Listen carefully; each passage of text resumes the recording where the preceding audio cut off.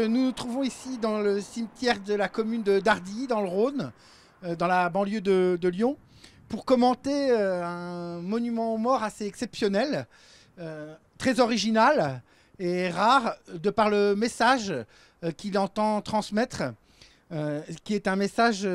pacifiste, sans ambiguïté, ce qui est assez rare pour les monuments aux morts de la Première Guerre mondiale. Il y a quelques dizaines de monuments aux morts pacifistes en France, et celui de Dardilly en est un bon exemple. Le monument donc est dû à deux sculpteurs, un sculpteur lyonnais et un sculpteur parisien, donc qui sont Félix Dumas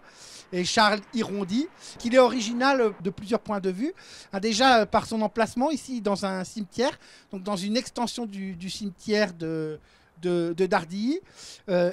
où en fait il accueille les visiteurs à l'entrée du cimetière devant le portail. Et il s'inscrit un peu comme un cénotaphe, en fait, hein, comme une tombe sans corps au sein de ce cimetière. Hein.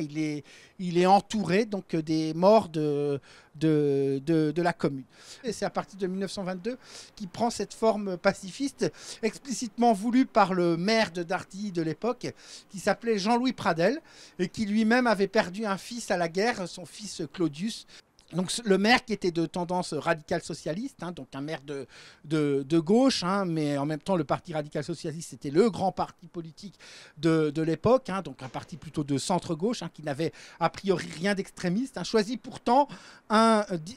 monument avec un discours extrêmement militant, hein, et très rare pour l'époque. Alors qu'on voit dans les inscriptions qui sont choisies, hein, avec ce contre la guerre, à ses victimes, à la fraternité des peuples. Puis en bas, sous la sculpture, on peut lire que l'avenir console la douleur. Donc un monument, hein, qui condamne explicitement la guerre, condamnation qui est redoublée par le motif de la sculpture, qui présente non pas un poilu en armes, mais qui présente une femme avec un enfant, hein, devant une maison en flammes. Hein, donc cette représentation, elle a le mérite à la fois d'évoquer ceux qui restent, hein, par rapport donc les endeuillés, donc la femme et l'enfant, hein, l'orphelin et la veuve, mais elle évoque aussi le sort, et c'est assez rare, des civils de l'arrière, hein, qui ont vu, par exemple, du fait de la guerre, leur maison incendiée. La mémoire du premier conflit mondial jusqu'à aujourd'hui, dans le cas de la France, hein, et dans le cas des pays d'Europe occidentale, c'est beaucoup focalisé autour de la figure du combattant. Hein, et là, le nom des combattants, il est présent, il est derrière le monument. Hein, mais ce qu'on voit d'abord, hein, c'est la femme et l'enfant, hein, victimes de la guerre, au même titre que ceux qui sont morts sur le front. Alors le monument est inauguré le 27 avril 1924, hein, lors d'une cérémonie où le maire n'invite pas le préfet, n'invite pas l'armée, n'invite pas les hommes politiques locaux, hein, mais uniquement, en fait, sont uniquement présents les anciens combattants de l'ARAC, donc de l'Association républicaine des anciens combattants, qui était la plus petite des associations d'anciens combattants et la plus militante, la plus orientée à gauche. Hein, et ceux qui prennent la parole lors de l'inauguration, ce sont le maire,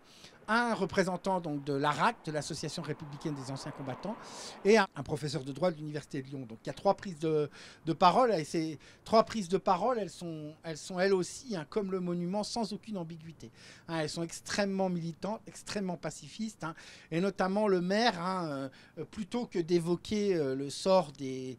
poilus de la commune tués à la guerre, hein, dans son discours, hein, évoque